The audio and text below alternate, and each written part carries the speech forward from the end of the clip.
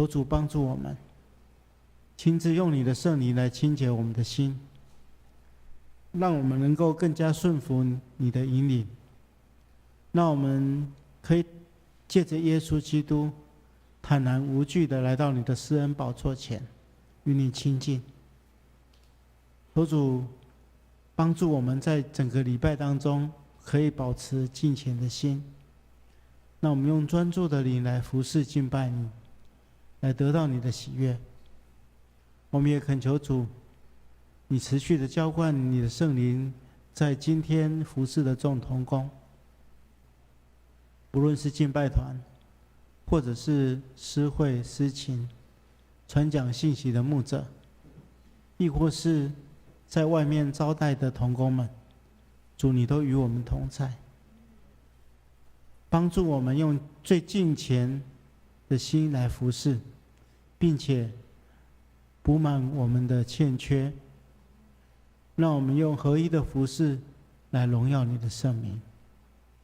亲爱的主，我们也恳求您保守眷顾我们整个教会，让我们在肢体互助的过程当中去体验你的爱，让我们的教会可以越来越合您的心意。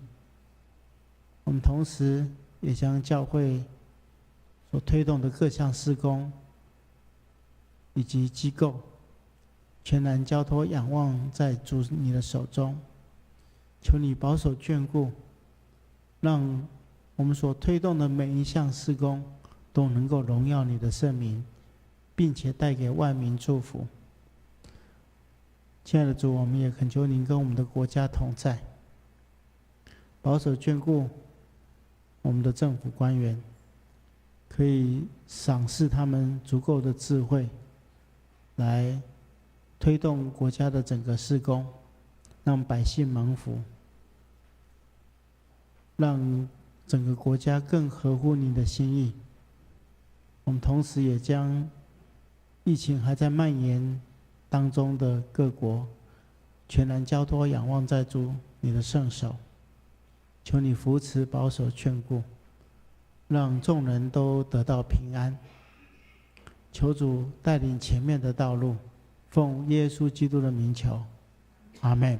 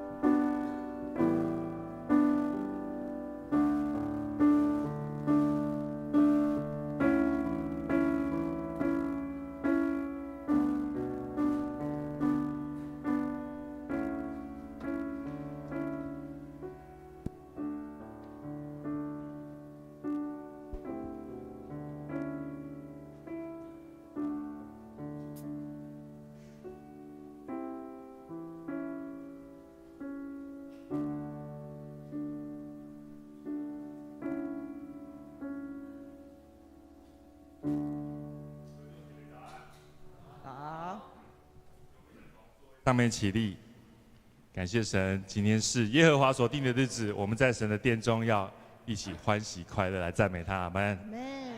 那我们转向左右两边，跟他说，我们要一起来敬拜我们的神。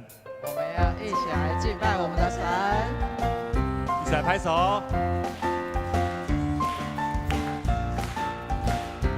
一起来唱，我们相聚，我们相聚，爱里敬拜，愿耶稣的爱充满在这里，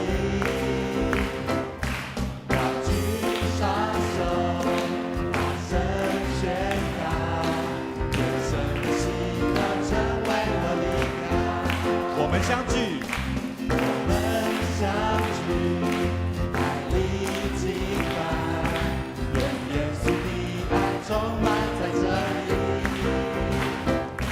要举双手。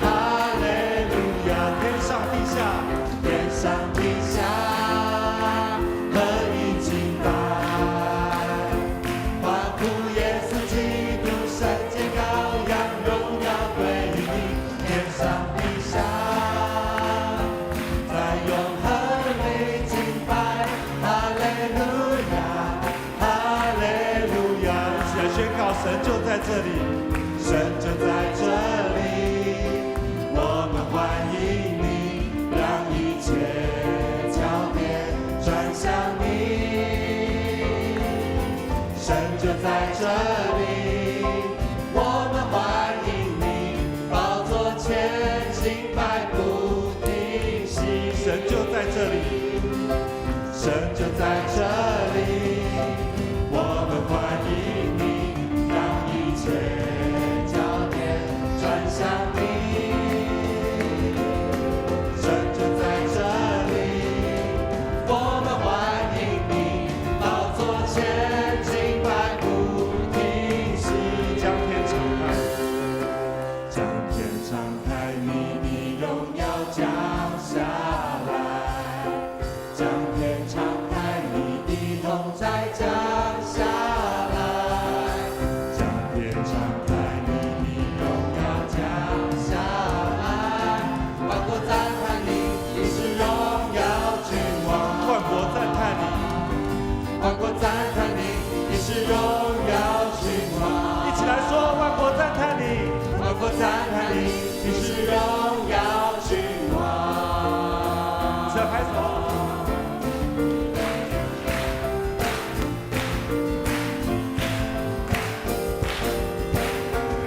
哈利路亚！哈利路亚！主，你是荣耀的君王，我们要一起来赞美你。哈利路亚！愿你的尊贵，愿你的荣耀，愿你的同在就在我们当中。阿们。耶稣，你就在这里。当我们一起开口来敬拜的时候，我们的心，我们眼目的焦点就要全然的转向你。耶稣，在今天早晨，我们愿意敞开我们的心，单单的在你面前，单单的来敬拜你。且唱我的神，我的神，我要永远在你的怀里，爱慕你，屈膝在你面前，单单敬拜你。我渴慕你，我敬拜你，我的主，我深爱的唯一。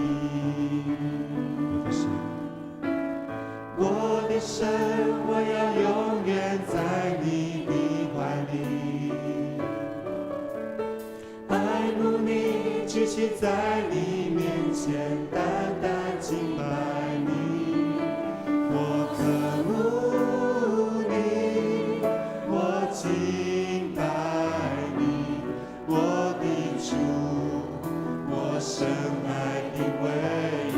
一起来唱耶稣。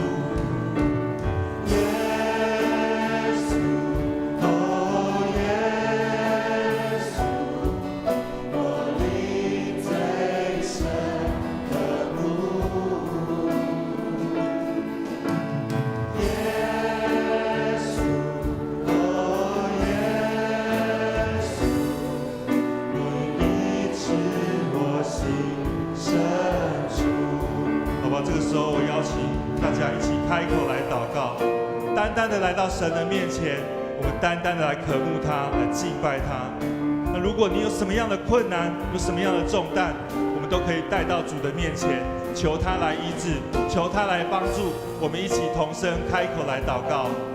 哈利路亚，主耶稣，我赞美你，主耶稣，我感谢你的恩典，谢谢你召出我们到了殿中来敬拜你，谢谢你，我们可以全然的敞开我们的心来赞美你。主耶稣，我们有一些困难，我们有一些难过，有一些伤心的事情，我们身体有软弱的，主，我们都带到你的面前来。主耶稣，求你来看顾我们，求你来医治我们，求你赐下更多的恩典在我们每一个人的生命当中。主耶稣，谢谢你与我们同在，谢谢你与我们同在。哈利路亚，感谢主，赞美你，谢谢你的恩典。真的是愿意单单的来到你面前来敬拜你，谢谢主耶稣，一起来唱。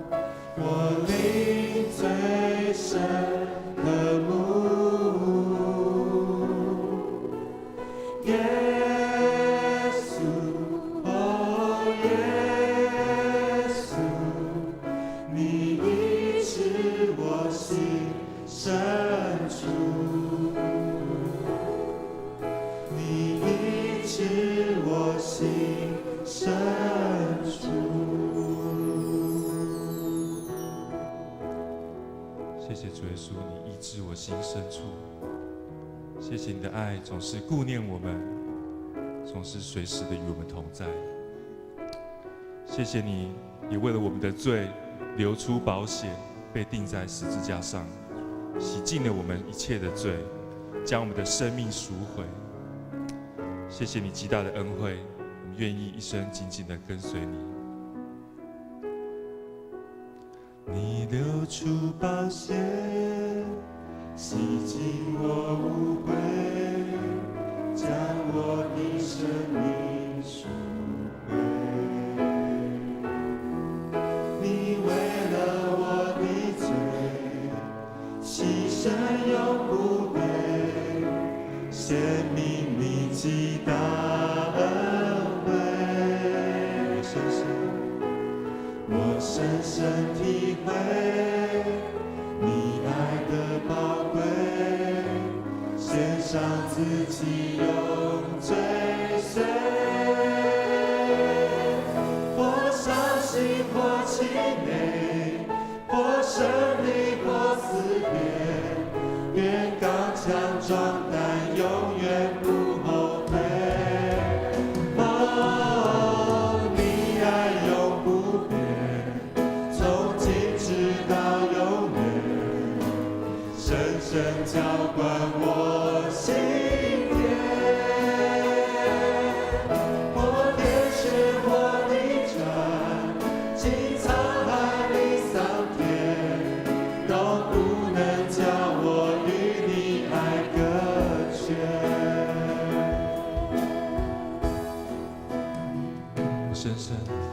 我深深体会你爱的宝贵，献上自己永追随。或伤心或气馁，或胜利或死别，愿刚强壮胆，永远不后退。你爱永不变，从今直到永远，深深浇灌我心田。或天使或地转，经沧海里桑田，都不能将我与你爱隔绝。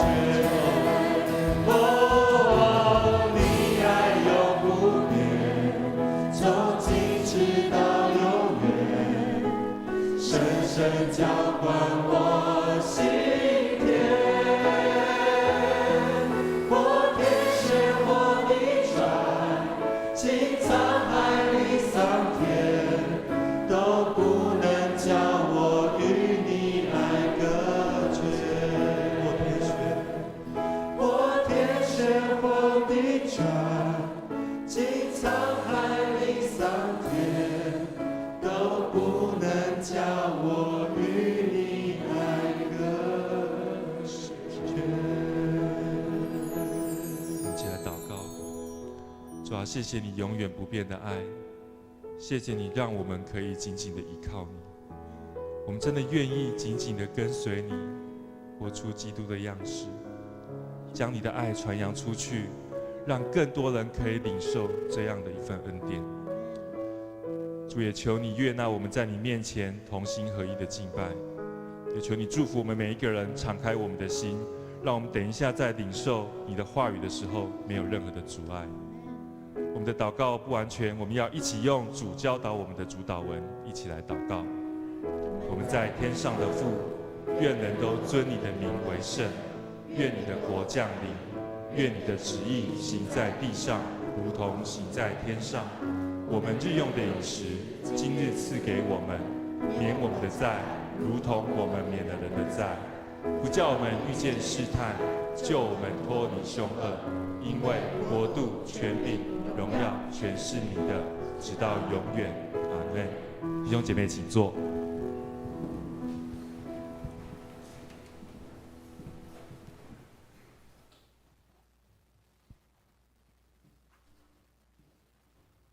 这个时候，我们一起来领受神的话。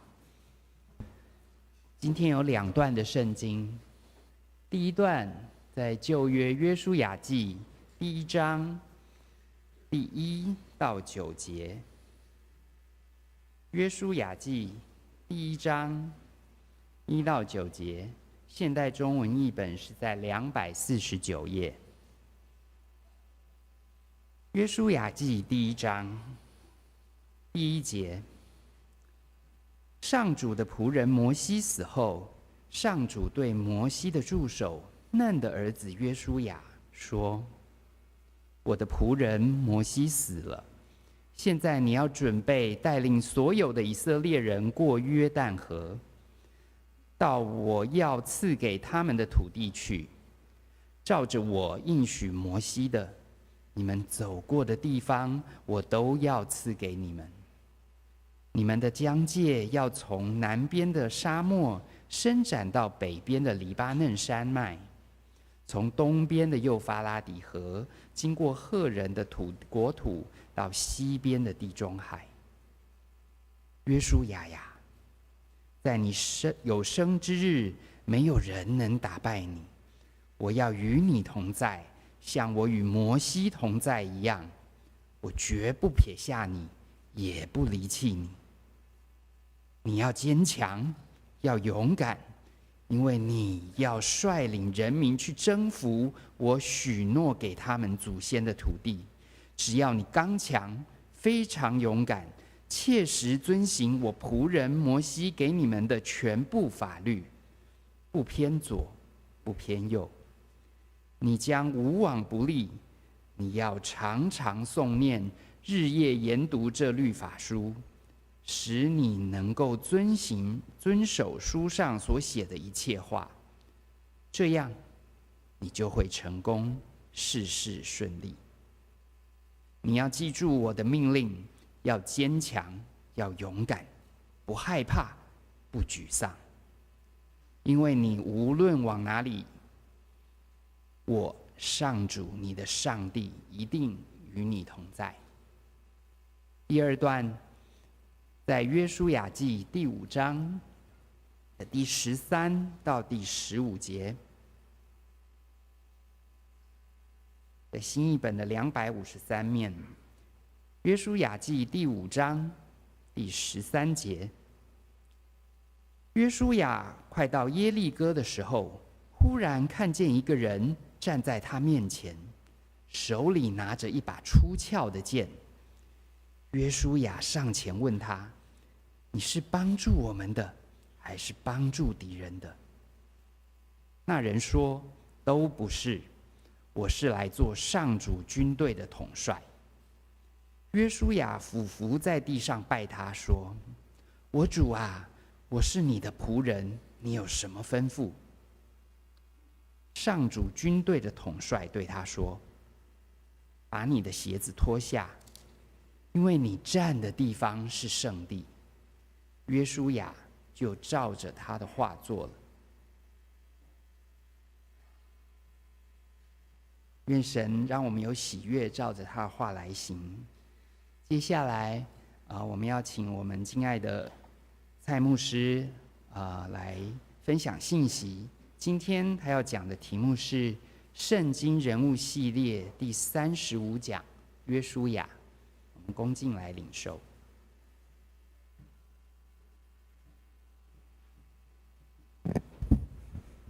弟兄姐妹，大家平安。上个礼拜我们从摩西的角度来看接班这件事情那今天我们要从接班者约书亚的角度来看。在领受上帝的话语之前，我们同心来祷告。亲爱的主，我们此刻要领受你的话语，求你与我们同在，帮助我们可以有属天的智慧，明白你的话，并且照你的话语去行。我们这样祷告，奉耶稣基督的圣名求，阿们。我们看到，当以色列人走完旷野的路程，预备要过约旦河这个重要的时刻，结果发生重大的事情，就是他们的领袖摩西死了。我们可以想象，当时以色列人应该是非常惊惶，甚至悲观绝望，因为我们要理解，足足有40年的时间，整个以色列民族，他们完全依靠摩西一个人，他们之间的争论是由摩西来排解、来处理，甚至百姓要明白上帝的心意，也是要透过摩西来传达。所以他们内心大概觉得没有一个人可以取代摩西。而且我们上回读过的经文告诉我们说，摩西120岁的时候，他的身体还很健壮，他的眼目没有昏花，身体没有衰退，所以他们内心大概觉得摩西的身体还不错。没想到他这么早就要退休，被上帝叫去被上帝召去，所以他们大概没有做很好的心理准备。不错，摩西的手下有70个长老，可是根据圣经没有很清楚的记载，我们可以想象应该没有一个人像摩西这样子。那偏偏在这个重要的时刻，他们要进入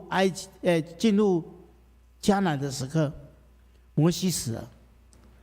这对以色列人来说是一个非常大的打击他们大概很难接受这个事实。虽然摩西指定约书亚来接替他的位置，我想说百姓大概会有一些怀疑，这个人到底可不可以接续摩西来成为他们的领导者。那我们一般在想接班这个事情我们会认为说接班的人当然有优势因为前面的人已经帮他打好了基础，他继续做下去就可以了。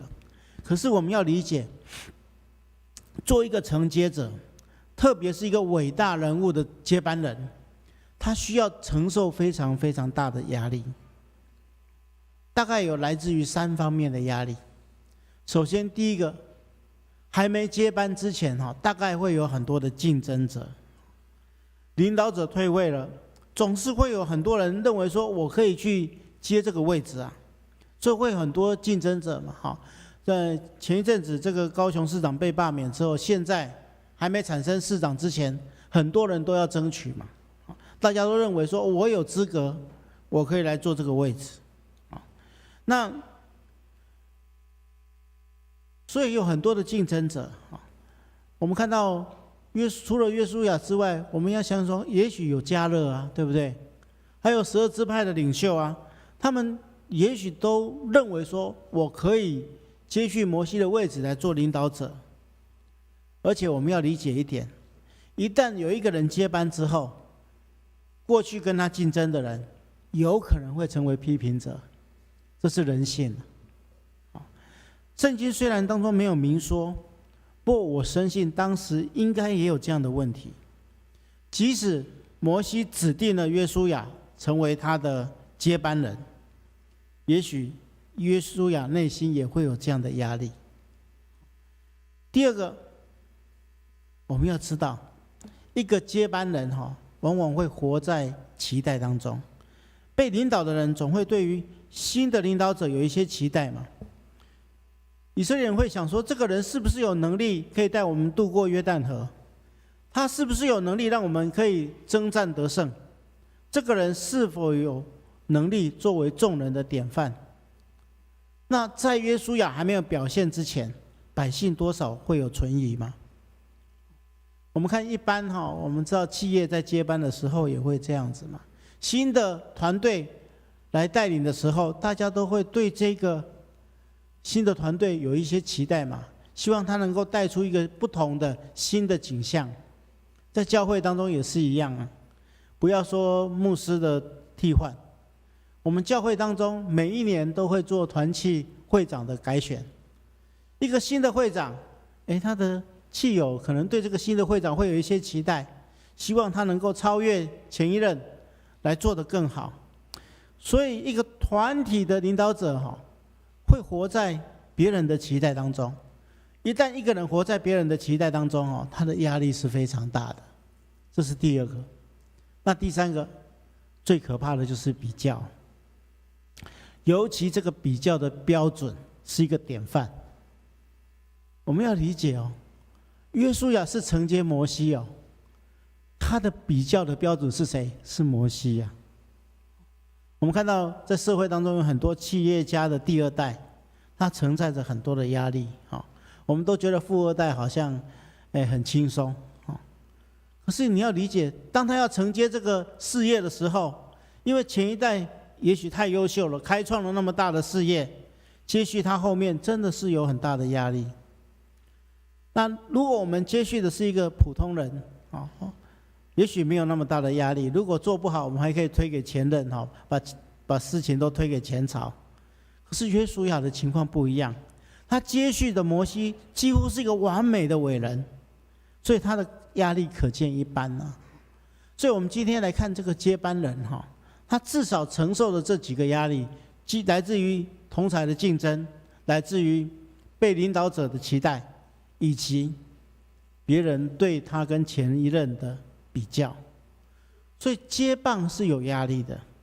那今天我们就要从圣经当中，从约书亚身上去学习一些属灵的功课。我们来看接着伟人后面的接班者，他到底有什么样的秘诀让他可以成功的接班。今天牧师要从3个面向来跟大家一起分享我们都有机会成为接班人因为我们的教会是一代传一代的，我们承接上一代交给我们的棒子，我们都是接班人。所以我们来学习这几个秘诀。首先第一个秘诀就是约书亚他深信他今天可以担任这个领导者是来自于神的拣选。我们看到经文一开始上帝对约书亚说，现在你要起来和众百姓过约旦河，往我所要赐给以色列人的地方去。那我们要理解约书亚听到上帝对他说话的时候的感受，这个过去对摩西说话的上帝，今天亲自对约书亚说话。我们知道我们在圣经当中看到，过去上帝要对百姓说话都是透过摩西嘛。那也许过去约书亚从来没有听过上帝对他说话，今天上帝亲自对他说，亲自呼召他，给他使命。我在想说，约书亚心里不知道怎么想，如果是我的话我的心里大概会一则以喜，一则以忧。喜的是什么？喜的是上帝居然拣选我，将这个重责大任交在我手中，要呼召我去完成摩西没有完成的工作，这是值得欢喜的。但是忧的是什么？忧的是这不是一件简单的工作这工作很困难，我到底要如何去完成？不过我们从圣经的记载这件事情显然没有去困扰约书亚。我们看到约书亚的反应，我们过去在讲摩西接受上帝呼召的时候，摩西一开始就找了很多理由来推辞，对不对他找了非常多的理由，以至于我们上次还要讲2讲才能把这个理由讲完，对不对？可是我们发现，约书亚跟摩西不一样，他没有找理由推辞，他马上用他的生命去回应上帝的呼召，因为他深信一点，他深信他接续摩西的工作，带领百姓进入应许之地，不单单是出于摩西的挑选，而是来自于上帝的拣选。约书亚对此深信不疑，所以上帝这时候对他说话，对他呼召的时候，他就全然的回应。我们要理解拣选这个字，拣选的意思就是上帝选的。大家要在我们的信仰当中要了解一点，我们今天可以成为上帝的儿女，成为上帝的器皿，不是来自于我们选的，是上帝亲自选我们。耶稣岂不是这样说？在约翰15章的第16节，耶稣这样说：不是你们拣选了我，而是我拣选了你们，并且指派你们去结那长存的果实。那上帝用什么标准选我们？上帝在选人跟人在选人是不一样的。我们都希望选好的，选比较好的，或是比较优秀的。但是上帝在选我们，不是因为我们很好没有缺点，不是因为我们讨上帝喜欢，不是因为我们可爱，而是完全出于上帝的恩典。上帝的恩典拣选我们每一个罪人。我们看耶稣怎么去拣选12门徒，我们就可以理解，耶稣所拣选的12门徒，他们都不是社会当中特别优秀的人，他们的个性不一样，脾气不一样，有的脾气很糟糕，他们的想法不一样，有的并不聪明，他们背景不同，有的人出身低下，但是耶稣拣选他们，并且造就他们。耶稣借着这群12使徒来建立教会，并且将福音遍传在世界各地。神的拣选跟人的拣选不一样，所以在这边我们要想一件事情：今天你我会坐在这个礼拜堂当中，不是偶然啊。我们会来到这个双联教会聚会，不是没有理由的，我们是被上帝拣选出来的。而且不是随随便便拣选，因为上帝从来不随便选人。上帝拣选我们，不单单是要我们来这里敬拜他，而是要我们服侍他。我们来看一段经文，这段经文在彼得前书的第2章第9节。这段经文告诉我们说：唯有你们是被拣选的族类，是有君尊的祭司，是圣洁的国度，是属神的子民，要叫你们宣扬那召你们出黑暗入奇妙光明者的美德。所以我们今天被拣选，神有一个任务，有一个期待，他要叫我们去宣扬那个召你们出黑暗入奇妙光明者的美德。我们今天被拣选出来，坐在这边，不是做完礼拜之后我们就傻傻的离开。我们今天被拣选成为上帝的子民，是拥有一个任务，是有一个使命的。我们要去宣扬那个恩典呼召我们的上帝的美德。所以亲爱的弟兄姐妹，在教会当中，在你的职场里面，我们都带有责任。我们今天被拣选，就是要被差派成为上帝的一个器皿。我们是不是可以像约书亚一样，当神呼召我们的时候，我们就用整个生命来回应他的呼召？而且我们看到，如果你相信是上帝拣选你，并且差遣你去成为他的器皿的时候，你的生命会因此而完完全全不一样。就像约书亚一样，他承接摩西的担子，完成上帝交代他的使命。这是他的第一个秘诀。他的第二个秘诀就是，他不单单深信神的拣选，他也深信上帝既然选他，就会亲自带领他往前走。所以他愿意全然信靠上帝，将整个生命交给神。他专一信靠而且顺服神，作为一个属灵领袖，约书亚相信上帝是全能的，他清楚的相信上帝值得他信赖。那这种信靠表现在3方面。首先，第一个，他靠上帝刚强壮胆。我们第一段经文，我们在第一段经文的这一段我们都非常熟悉。上帝对约书亚说：“你平生的日子，必无一人能在你面前站立得住。我怎样与摩西同在，也必照样与你同在。我必不撇下你，也不丢弃你。你要刚强壮胆。”如果我们仔细去看在约书亚记的第1章上帝跟他说：“你要刚强壮胆。”说了3次。也就是说，上帝应许他跟他同在。我们要回应的就是我们要靠上帝来刚强壮胆。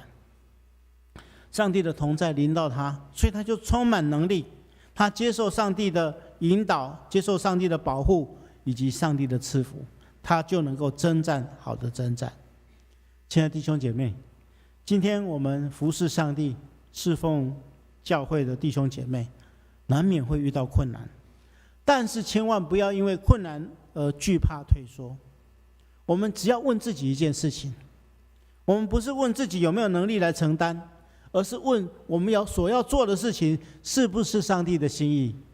如果是上帝的心意，我们就要有勇气向前走。我们仔细的想想看，如果我们所要推动的事工，我们所要做的事情是上帝的心意，上帝岂不是会完成它吗？在神还有难成的事吗？所以我们要靠神刚强壮胆的依靠上帝，往上帝要我们走的路上持续的奔跑。好，那接着我们来看他的第二个方面信靠神的带领，表现在谨守遵行主的话语。要信靠上帝的带领，就必须要遵行主的命令。当约书亚带领以色列人准备进迦南地的时候，上帝把得胜的秘诀告诉他。这个记载在第1章的第8节。他说：“这个律法书不可离开你的口，总要昼夜思想，好使你谨守遵行这书上所写的一切话。如此，你的道路就可以亨通，凡事顺利。”这是一个非常重要的秘诀，就是时时照着上帝的话语去做，我们就会成功。成功的秘诀在于神。所以照着上帝的命令，我们就得着成功的力量。相对的，如果我们不照着上帝的吩咐、上帝的命令，我们就会失败。在约书亚记的第7章记载着一个亚干犯罪的事件，大家都知道。上帝命令以色列人不可拿必须毁坏的战利品，可是当中有一个人叫做亚干，他就是不听上帝的话，偷偷把这个战利品收起来。结果上帝向以色列人发烈怒，他们去攻打爱城的时候，明明是非常弱的一个敌军，他们却因为这样而失败。所以一个人不遵守上帝的命令，就会害得整体都受害。因为他们是一个整体的，一个人不遵守上帝的命令，就有可能是整体都失败。所以谨守遵守上帝的话语，这是非常重要的一个秘诀。那最后我们看到，信靠神的带领，约书亚表现在第3个方面，叫做放弃自我主权。在我们刚才所读的第2段经文当中，我们看到，在约书亚要去攻打耶利哥城之前，他看到耶利哥城外有一个人站着，他不知道他是谁，他就走过去对他说：“你是谁？是帮助我们的，还是帮助我们敌人的人？”那个人回答说：“都不是，我是万军之耶和华军队的元帅。”所以他很清楚的，他面对的这个人就是上帝本身，所以他马上俯伏在地上拜他。然后上帝吩咐约书亚做一件事情，脱下脚上的鞋子，告诉他说：“这个是圣地。”那我们记起来，这个跟摩西第一次去见到上帝的时候，是不是说同样的话？所以我们这个时候我们就了解哈，这个是有一个传承的意思，就是表示约书亚事实上是一个新的摩西，而且约书亚要知道，他必须顺服上帝，如同摩西顺服上帝一样。所以接着我们看到圣经告诉我们说，约书亚就照着这个人所说的话去做，他怎么做他就顺服他。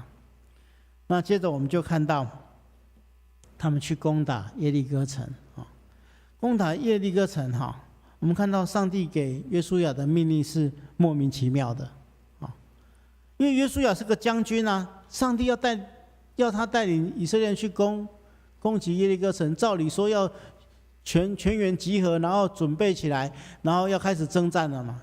上帝叫他去绕耶利哥城，一连7天去绕耶利哥城。那如果你是一个将军，你想说这个跟我的理解完全不一样，这不合乎军事上面的原则嘛？可是约书亚完全顺服，结果他就战胜，夺取了耶利哥城。上帝要他怎么做，他就怎么做，完全放弃自己的主权，完全顺服神。这是他信靠神的带领的一个印证。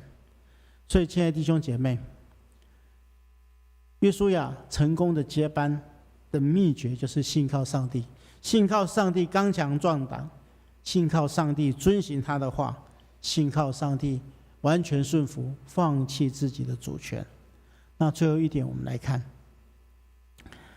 在圣经当中，约书亚记第8章，我们看到，当以色列人攻取爱城之后，他们聚集在以巴路山。圣经这样说他说于是约书亚照着法律书上所写的，大声宣读整部法律，包含祝福和咒诅。摩西诫命中的每一条，约书亚在全民的聚会当中宣读了。为什么约书亚要这样做？因为他明白上帝的律法是维系整个民族命脉的一个重点，一个基础。所以作为一个接棒者，他必须再一次宣读上帝的律法，他要把这样优良的传统传承下去。那后来他有一阵子都持续这样做，但是很可惜的，诚如上个礼拜我们所说的，他没有坚持到最后。他们这一代的人死了之后，下一代的人就忘记上帝，不认识上帝。但是程序优良传承是一件非常重要的事情。亲爱的弟兄姐妹，今天我们教会面对新的时代、新的挑战，特别在后疫情时代，疫情还没有完全消退，但是我们整个生活改变了。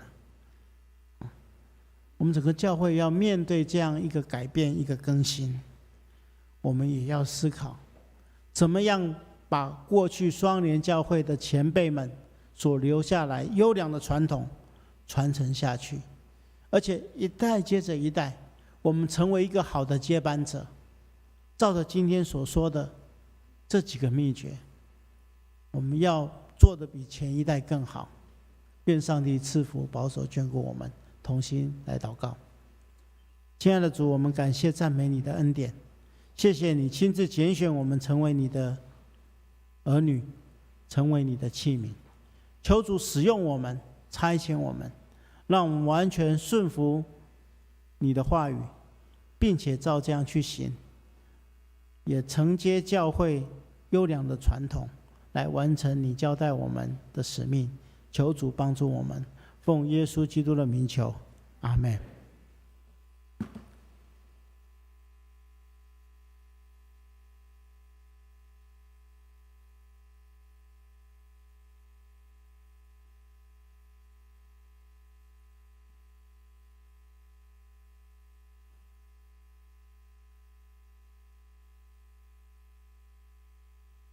我们一起来攻读使徒信经。一起立。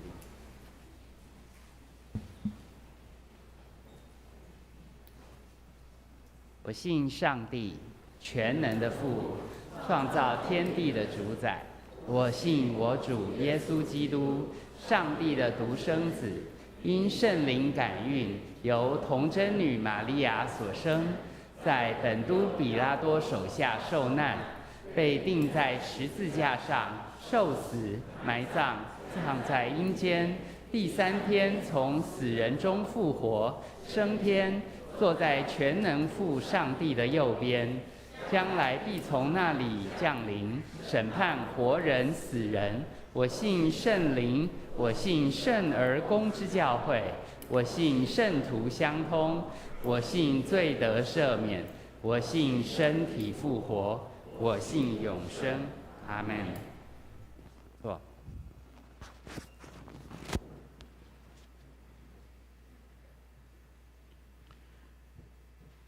各位弟兄姐妹，大家平安。因疫情的缘故，所以我们今天的圣餐有一点点不一样。待会我们的服侍的小会员们，他们都会清洁自己的手哈，所以圣餐的饼他们会亲自拿给各位哈，我们就要用手来承接哈。那这个杯的话，我们就直接自己拿哈，这个都有一些间隔哈。那我们这时候用敬虔的心来与主同桌，奉主耶稣基督的名，欢迎凡属于他的教会，按照教会的规矩可以恭守圣餐，与主同桌的弟兄姐妹，也就是已经接受过成人洗礼跟坚信礼的弟兄姐妹，一起来恭守圣餐。亲爱的弟兄姐妹，请大家注意来听主耶稣凡对归向他的人所说恩典的话。主耶稣说：凡劳苦担重担的人，可以到我这里来，我就使你们安息。他也这样说：饥渴慕义的人有福了，因为他们必得饱足。愿主耶稣基督的恩典与各位同在。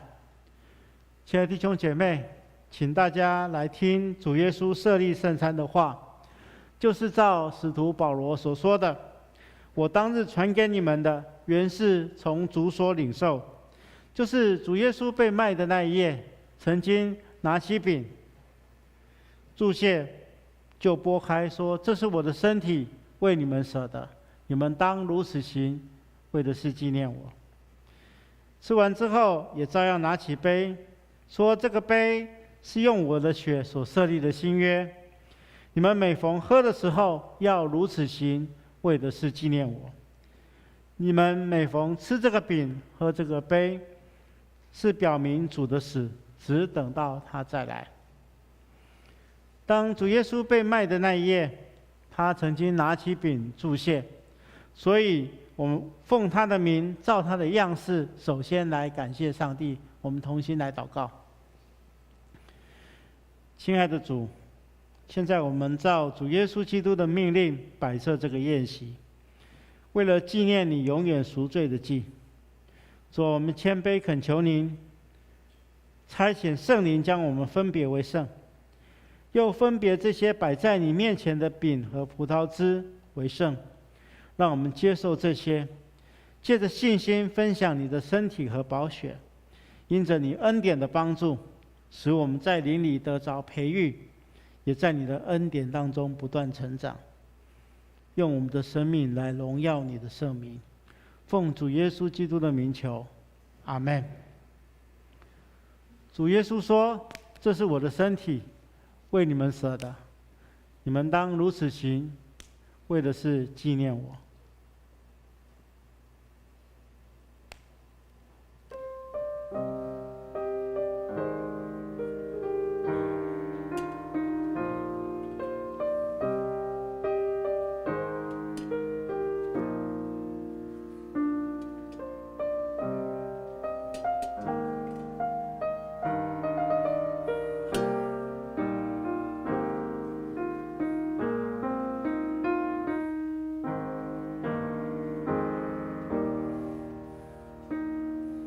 当你拿到这个饼，在心中感谢主，因为他的牺牲，我们得着拯救。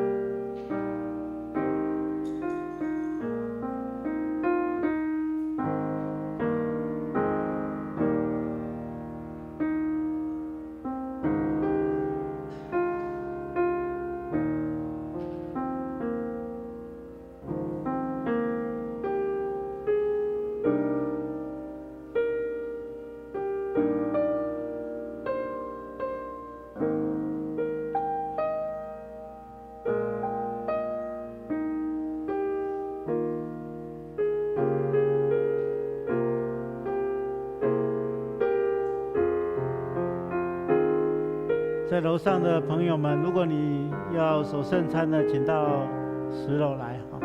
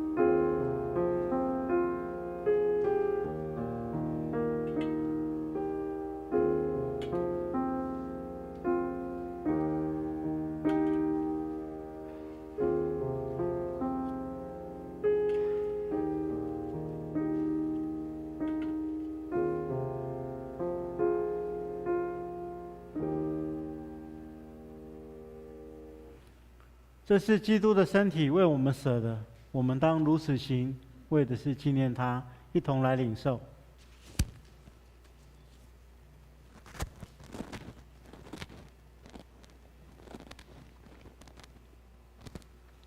主耶稣说：“这个杯是新约，用我的血所设立的。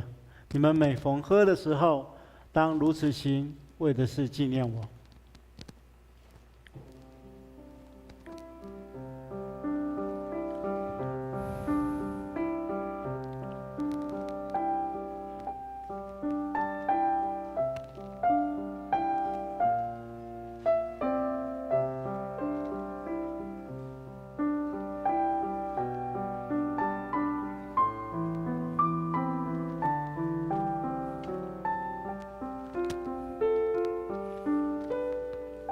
当我们拿到这个杯的时候，我们感谢主，因他流出的宝血，我们得着罪的洗清。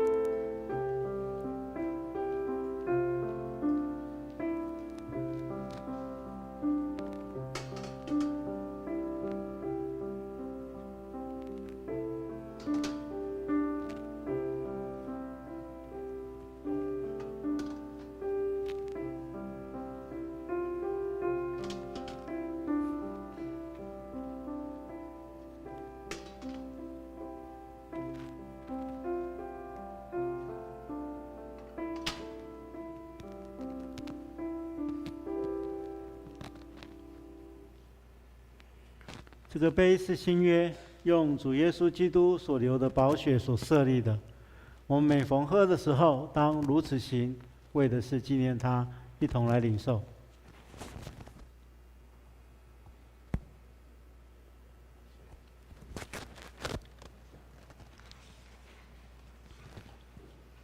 你们每逢吃这个饼、喝这个杯，是表明主的死，只等到他再来。愿主耶稣基督的恩典平安与各位同在。我们同心来感谢。亲爱的主，我们感谢你，因着你无比丰盛的爱，使我们与你同桌，领受你的圣餐，作为培育我们灵魂真实的食物。同时让我们再一次明白你喜爱我们，保守我们。亲爱的主，我们谦卑在你面前祈求，当我们再一次献上我们自己当作活祭时，求你悦纳我们，同时求你以慈爱帮助我们，让我们能够持续这个圣洁的交通，从今以后更能用我们的生命来荣耀你。奉主耶稣基督的名求，阿们。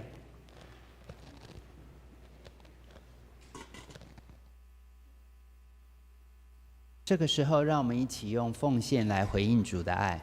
若是在座有人还不知道奉献的意义，或者是不方便，主了解我们的心意，请各位观礼，请。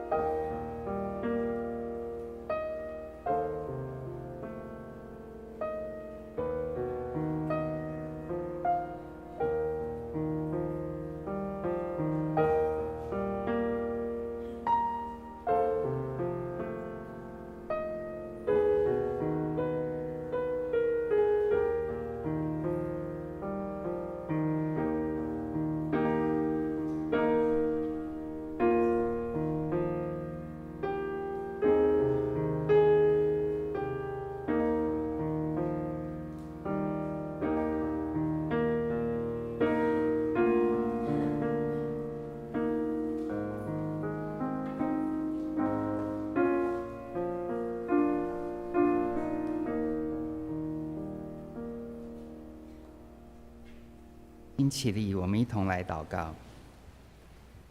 主，我们众人在此站立，是因为我们知道，一生都是主所赐，应归主所有。不是给你，乃是还你。我要让你心满足。这样祷告，奉主名，阿们。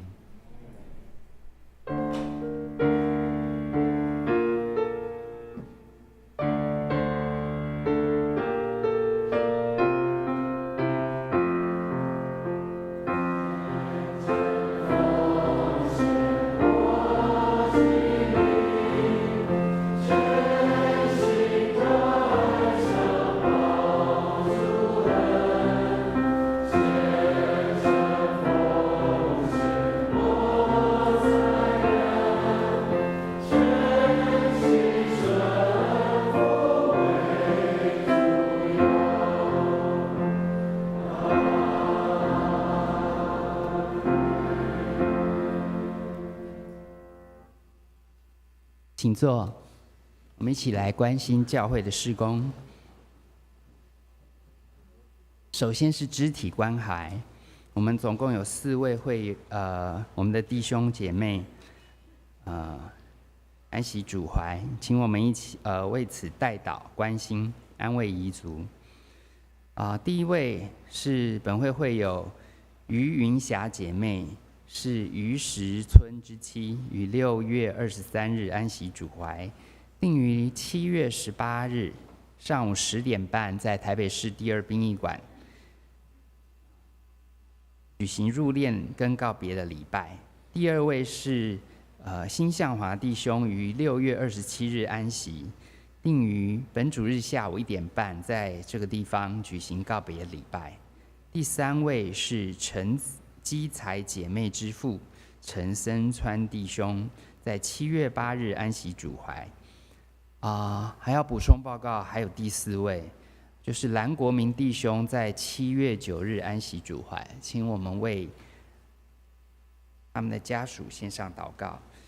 此外，其他的部分，像周报第5页的读经运动有7月份开始新的新远光读经，我们教会有网络上也有为这个做相关的读经的资料的提供。好，第6页青少年是牧区的事工，还有中保代保的事工跟全教会的祷告会。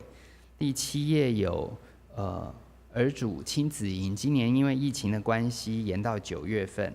好，其他的部分就请各位自己来看。好，以下的时间我们就请牧师来欢迎来宾。大家平安。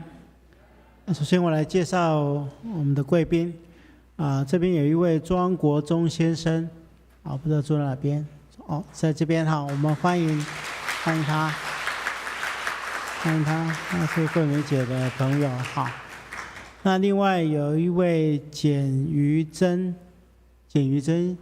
应该是小姐，不知道坐在哪边。好，那这时候我们大家一起起立来唱最后的歌曲的祝福的歌曲。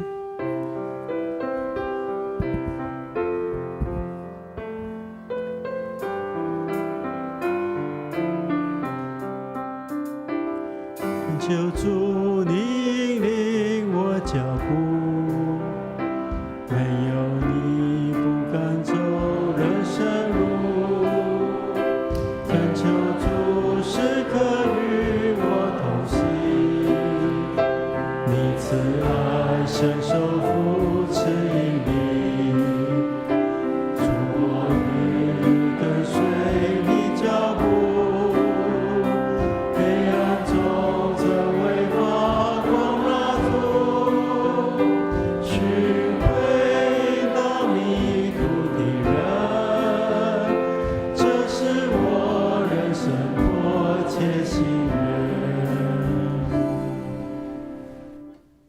愿主耶稣基督的恩典、天父上帝的慈爱、圣灵的感动、扶持与相通，与你们众人同在，直到永远。阿们。